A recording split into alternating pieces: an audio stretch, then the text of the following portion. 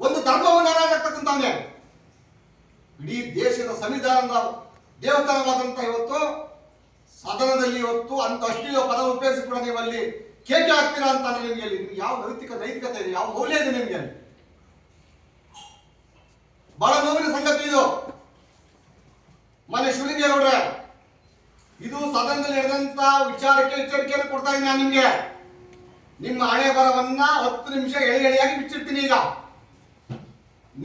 Loafer, ಲಫಂಗ, ಇಡಿಯಟ್ಟು, ಬೇರೆ ಬೇರೆ ಪದ ಬಳಸಿದ್ರಲ್ಲ, ಆ ಪದ ಬಳಸಲ್ಲ. ಈ ದಾಖಲೆ ಬಿಡುಗಡೆ ಮಾಡಿದ್ರೆ ನೀವು ಯಾವ ಪದಕ್ಕೆ ಸೂಕ್ಷ್ಮವಾಗಿ ನೀವು ಸೂಕ್ತವಾಗ್ತೀರ ಅಂತ ಗೊತ್ತಾಗ್ತಾರೆ ಶಿವಲಿಂಗೇಗೌಡ್ರೆ.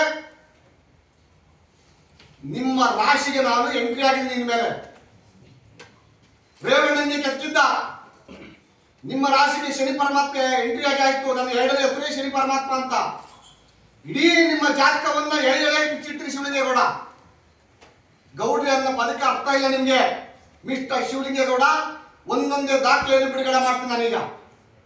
ಯಾವ ಯೋಗ್ಯವಾದ ನೈತಿಕತೆ ಇದೆ ನಿನ್ಗೆ ಮಾತಾಡೋ ಸದನದಲ್ಲಿ? ನಿನ್ಗೆ ಏನ್ ಮಾಡ್ತೀಯ ನೀನು? ನಿನ್ ಯೋಗ್ಯತೆ ಏನ್? ನೀನು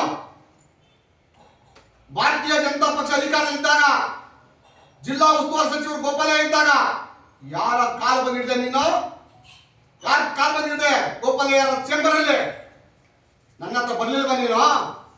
ಏನಾಗಿತ್ತು ನಿನ್ಗೆ? ನೀನು ಸರ್ಕಾರಿ ಪಾರ್ಕ್ ಕಬಳಿಸಿ ನೀನು ಆ ಜಾಗದಲ್ಲಿ ಮನೆಯನ್ನು ಕಟ್ಟೆ. ನೀನು ರೋಹಿಣಿ ಸಿಂಧೂರಿ ಅವರು ಜಿಲ್ಲಾಧಿಕಾರಿಯಾಗಿದ್ದಾಗ ನೇರವಾಗಿ ಯಾವ ಒಟ್ಟು ಬೆದರಿಕೆಗೆ ಎದುರಿದ್ರೆ ನೇರವಾಗಿ ರಿಪೋರ್ಟ್ ಹಾಕಿದ್ರು. ನೀನು ಒಬ್ಬ ಜಮೀನು ಆಸ್ತಿಯ ಕಳ್ಳ ಅಂತ ಬರ್ತಾರೆ ನಿನ್ನ ಆದೇಶದಲ್ಲಿ. ಕಬಳಿಸಿದ್ದಾರೆ ಅಂತ ಹೇಳಿದ್ರು. ಕಬಳಿಸಿದ್ದಾರೆ ಅಂತ ಕಳ್ಳ ಅಂತ ಅಲ್ವಾ? ಸದನದಲ್ಲಿ ನಿನ್ನ ಕಳ್ಳ ಅಂತಂದ್ರೆ ತಪ್ಪ ಅದು? ನಿನ್ನ ಆಸ್ತಿಯನ್ನ ನೀನು ಯಾವಾಗ ಸರ್ಕಾರಿ ಪಾರ್ಕ್ ಅನ್ನ ಒತ್ತುವರಿ ಮಾಡಿ, ನೀನು ಒತ್ತುವರಿ ಅಲ್ಲ ಕಬಳಿಸಿಯ ಆ ಆಸ್ತಿಯನ್ನು ನಿನ್ನ ಬೇನಾಮಿ ಹೆಸರಿಗೆ ಮಾಡ್ಕೋಣ ಅಂತೇಳಿ ನಿನ್ನ ವಿರುದ್ಧವಾಗಿ ಭೂ ಕಬಳಿಕ ನ್ಯಾಯಾಲಯದಲ್ಲಿ ಕೇಸನ್ನು ಫೈಲ್ ಮಾಡಿದಾಗ ನಾನೇ ರೆಸ್ಪಾಂಡೆಂಟ್ ಅಡ್ವೊಕೇಟ್. ನಾನು ಏನಾಯ್ತು ಅವತ್ತು ಹೇಳಿ ಶಿವಲಿಂಗೇಗೌಡ್ರೆ? ನಿನಗೆ ತಾಕತ್ತಿದ್ರೆ ನಿಜವಾಗ ನಿನ್ನ ತಂದೆಯ ಮಗನಾಗಿದ್ರು ನೀನು ಈ ಸವಾಲಿಗೆ ಬಹಿರಂಗ ಉತ್ತರ ಕೊಡ್ಬೇಕಿನಲ್ಲಿ. ಮೂರ್ಖತನ ಪರಮಾವಧಿ ಏನು ಅಂತಂದ್ರೆ ಅಕ್ರಮ ಅನ್ಯಾಯಕ್ಕೆ ಪೂರಕವಾದ ತಂದೆ ಆದಂತ JDS ಪಕ್ಷ ಅವತ್ತು ನಿನ್ನ ರಕ್ಷಣೆ ಮಾಡ್ತಾ ಹೊತ್ತು.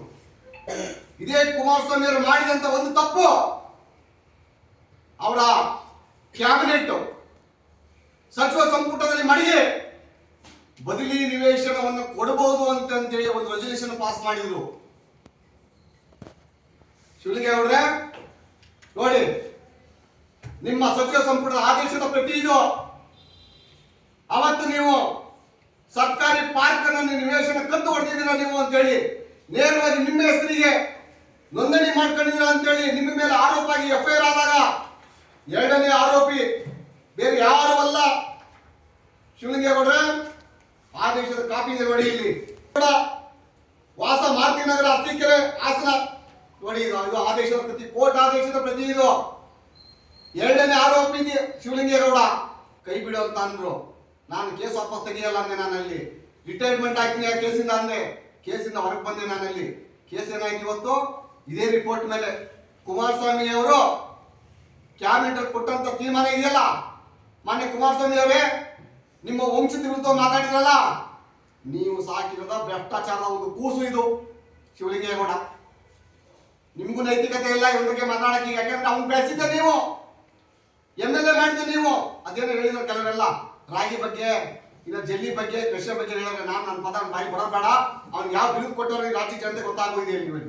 ಶಿವಲಿಂಗೇಗೌಡರು ಪವಿತ್ರವಾದಂತ ಸಂವಿಧಾನದ ಅಡಿಯಲ್ಲಿ ನಿರ್ಮಾಣವಾದಂತ ಸಂವಿಧಾನದ ದೇವಸ್ಥಾನವೆಂದೇ ಹೆಸರು ಪಡೆದಿರುವಂತ ಸದನದಲ್ಲಿ ಮಾತಾಡಿರುವಂತ ಪದಗಳು ಇವತ್ತು ಇಡೀ ಸಂವಿಧಾನದ ಅಡಿಯಲ್ಲಿ ಇರುವಂತಹ ಪ್ರತಿಯೊಂದು ಕಾರ್ಯಚಟುವಟಿಕೆಯಲ್ಲಿರುವಂತ ಪ್ರತಿಯೊಬ್ಬರು ಕೂಡ ತಲೆಬಗ್ಗಿಸುವಂತ ಕೆಲಸವನ್ನು ಕೂಡ ಮಾಡಿದ್ದಾರೆ. ಬಹಳ ಪ್ರಮುಖವಾಗಿದೆ. ಒಂದು ಆಡಳಿತ ಪಕ್ಷ ಸದನದಲ್ಲಿ ಯಾವುದೇ ಒಂದು ವಿಚಾರಗಳ ಬಗ್ಗೆ ಮಂಡಿಸಬೇಕಾದ್ರೆ ವಿರೋಧ ಪಕ್ಷ ಅದನ್ನ ಖಂಡಿಸುವಂಥದ್ದು, ಅದು ಸಂವಿಧಾನಬದ್ಧ ಹಕ್ಕು. ಅದು ಯಾವುದೇ ವಿಚಾರಗಳ ಬಗ್ಗೆ ಆರೋಪ ಪ್ರತ್ಯಾರೋಪಗಳು ಇರ್ತವೆ, ಅದು ಕಾನೂನುಬದ್ಧವಾಗಿರಬೇಕು, ಕಾನೂನು ಚೌಕಟ್ಟಲ್ಲಿ ಇರಬೇಕು. ಒಂದು ಶಾಸಕಾಂಗದ ಸಭೆಯಲ್ಲಿ ಈ ಒಂದು ನಾಡಿಗೆ ಸಂವಿಧಾನದ ಅಡಿಯಲ್ಲಿ ಶಾಸನವನ್ನ ರಚನೆ ಮಾಡಿ ಆ ಶಾಸನಬದ್ಧವಾದಂತಹ ಪದಗಳನ್ನ ಕಾರ್ಯಾಂಗ ರೂಪಕ್ಕೆ ತರಲಿಕ್ಕೆ ಮಾಡಬೇಕಾದಂತ ವೇದಿಕೆ ಇರೋದೇ ಸದನದಲ್ಲಿ. ಆ ಸದನದಲ್ಲಿ ಪ್ರಾಮಾಣಿಕವಾಗಿ ಚರ್ಚೆ ಮಾಡಿ ರಾಜ್ಯದ ಅಭಿವೃದ್ಧಿ ಬಗ್ಗೆ ಚರ್ಚೆ ಮಾಡಬೇಕು ಹೊರತಲ್ಲಿ ಬೇಡವಾದಂತ ವಿಚಾರಗಳನ್ನು ಚರ್ಚೆ ಮಾಡಲಿಕ್ಕೆ ಕಾನೂನಿನ ಅವಕಾಶ ಇಲ್ಲ. ಅದನ್ನು ತಡೆಯೋದಕ್ಕಂತಾನೆ ಸಭಾಧ್ಯಕ್ಷರನ್ನು ನೇಮಕ ಮಾಡಿರ್ತಾರೆ. ಸರ್ವಾನುಮತದಿಂದ ಆಡಳಿತ ಪಕ್ಷ ಮತ್ತು ವಿರೋಧ ಪಕ್ಷದ ಎರಡೂ ಕಡೆ ಸದಸ್ಯರ ವೋಟಿಂಗ್ ಮೇಲೆ ಸಭಾಧ್ಯಕ್ಷರನ್ನು ನೇಮಕ ಮಾಡಿರ್ತಾರೆ. ಸಭಾಧ್ಯಕ್ಷರ ಜವಾಬ್ದಾರಿ ಅದು.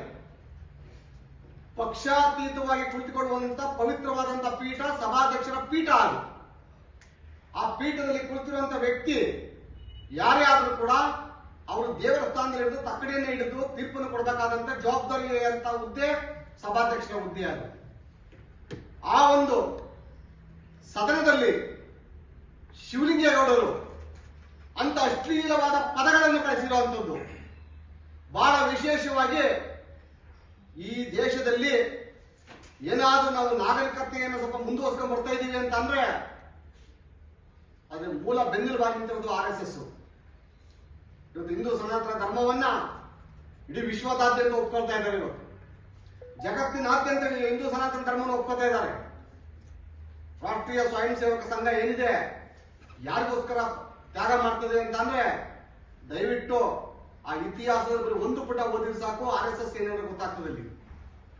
ಆದರೆ ಇದೇ ಶಿವಲಿಂಗೇಗೌಡರು ಛೀ ಥೂ ಅಂತ ಹೇಳಿ ಲೇ RSS ಈ ಪದ ಬಳಕೆ ಮಾಡಿದಂಥದ್ದು.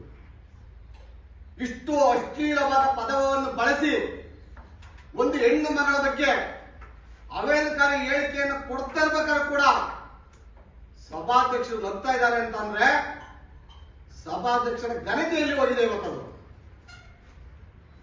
ನಾನು ಕೂಡಲೇ ಆಗ್ರಹವನ್ನು ಮಾಡ್ತಾ ಇದ್ದೀನಿ. ನಾವು ಪ್ರೆಸ್ ಮೀಟ್ ಮುಗಿಸಿ ಕೆಳಗೆ ಇಳಿದ ನಂತರ 24 ಗಂಟೆ ಒಳಗಡೆ ಸಭಾಧ್ಯಕ್ಷರ ರಾಜೀನಾಮೆಯನ್ನು ಕೊಡಬೇಕು. ಆಗ ಈ ಸಂವಿಧಾನದ ಅಡಿಯಲ್ಲಿ ಶಾಸಕಾಂಗ ಸಭೆಗೆ ಗೌರವ ಇರ್ತದೆ. ಅಲ್ಲಿ ಏನ್ ಮಾಡ್ತಾ ಇದ್ದೀವಿ ಸ್ವಾಮಿ ಸಭಾಧ್ಯಕ್ಷ ನೀವು ಅಲ್ಲಿ?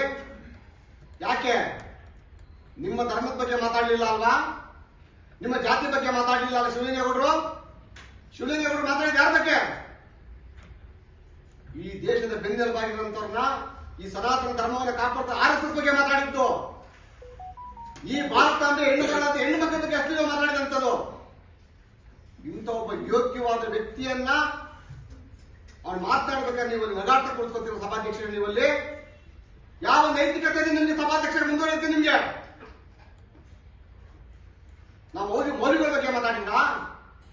ಇಲ್ಲ ಬುರ್ಕಾಕ ಬಂದ ಹೆಣ್ಮಕ್ಳ ಬಗ್ಗೆ ಮಾತಾಡಿದ್ರ? ಇಲ್ಲ ಯಾವ್ದಾದ್ರು ಪಾಕಿಸ್ತಾನದ ಬಗ್ಗೆ ಮಾತಾಡಿದ್ರ? ಯಾರು ಆ ಒಂದು ಪದ ಉಪಯೋಗಿಸ್ತೀವಿ ನೀವಲ್ಲಿ ಅವತ್ತೇ ಹೊರಗಡೆ ಬಿಸಾಕ್ತಿದ್ರಿ ನೀವಲ್ಲಿ. ಸಿಟಿ ರವಿ ಬೆಳಗಾಂ ಅಧಿವೇಶನದಲ್ಲಿ ಏನೋ ಮಾತಾಡಿದ್ರು ಅಂತ ಹೇಳಿ ಸ್ಪಷ್ಟೀಕರಣ ಸಿಗಲೇ ಇಲ್ಲ. ಯಾರ ಮೇಲೆ FIR ಮಾಡಿದ್ರಿ ನೀವಲ್ಲಿ? ಕಂಪ್ಲೇಂಟರ್ಸ್ ಯಾರು? ಸೋಮೋಟ ಅಡಿಯಲ್ಲಿ ಸರ್ಕಾರ FIR ಮಾಡ್ಕೊತದಲ್ಲಿ ಸಿಟಿ ರವಿ ರಾತ್ರೋರಾತ್ರಿ ಬಂಧನ ಮಾಡೋದಕ್ಕೆ ಕೆಲಸವನ್ನು ಮಾಡ್ತೀವಿ ನೀವಲ್ಲಿ. ಶಿವಲಿಂಗೇಗೌಡರು ಯಾಕೆ ಮಾಡಿಲ್ಲ? ಏನಾಗಿದೆ ಇವತ್ತು ನಿಮ್ಮ ಏಕತೆಗೆ? ಇವತ್ತು ಕಾಂಗ್ರೆಸ್ ಪಕ್ಷ ಅಂತ, ನಾನು ಕೂಡ ಕಾಂಗ್ರೆಸ್ ಪಕ್ಷದಿಂದ ಬಂದಂತ ವ್ಯಕ್ತಿ, ಗುಂಡೂರಾವ್ ಅಂತವ್ರನ್ನ, ದೇವರಾಜ ಅಂತವ್ರನ್ನ, SN ಕೃಷ್ಣ ಅಂತ ಮಹಾನ್ ನಾಯಕರು ಕೊಟ್ಟಂತ ಕಾಂಗ್ರೆಸ್ ಪಕ್ಷ ಅದು. ಎಲ್ಲಿ ಹೋಗ್ತೀವಿ ನಿಮ್ಮ ಕಾಂಗ್ರೆಸ್ ಪಕ್ಷ ತತ್ವ ಸಿದ್ಧಾಂತ? ಇವತ್ತು ಎಲ್ಲಿಂದಲೂ ಬಂದಂತ ಒಬ್ಬ ವ್ಯಕ್ತಿ ಒಬ್ಬ ಹೆಣ್ಣು ಮಗಳ ಮಾನವರಾಗ್ತಕ್ಕಂಥವನೇ, ಒಂದು ಧರ್ಮವನ್ನು ಹಾರಾಗ್ತಕ್ಕಂಥವನೇ, ಇಡೀ ದೇಶದ ಸಂವಿಧಾನದ ದೇವತನವಾದಂತ ಇವತ್ತು